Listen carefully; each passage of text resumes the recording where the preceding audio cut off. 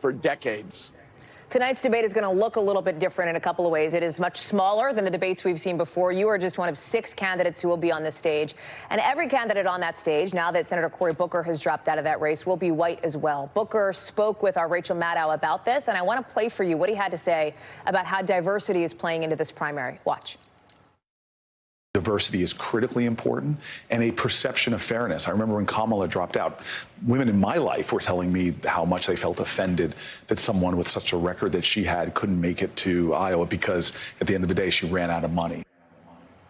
Do you believe that is the implicit message here, that it is about money over messaging when you have billionaires like you, like Michael Bloomberg in this race?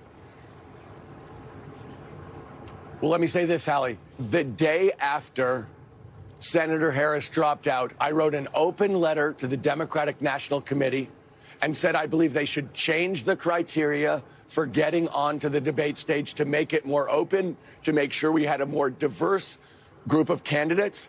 I think that is important. It's critically important for the Democratic Party to reflect the people of the United States and the people who vote Democratic.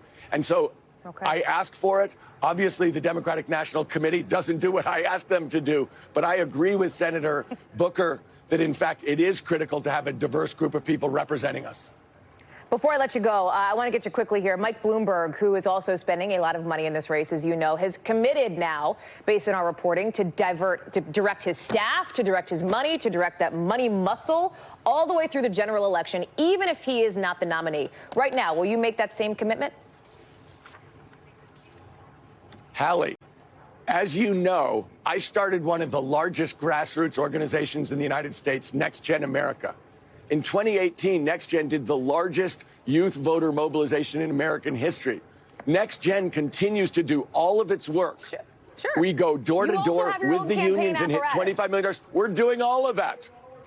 We're doing all of that, and we'll continue to do all of that. We're doing it right now, and we'll do it through the convention and through the election. Of course we will. I am 100% all in on this, and whether I'm the candidate or not, it goes on and it will not stop.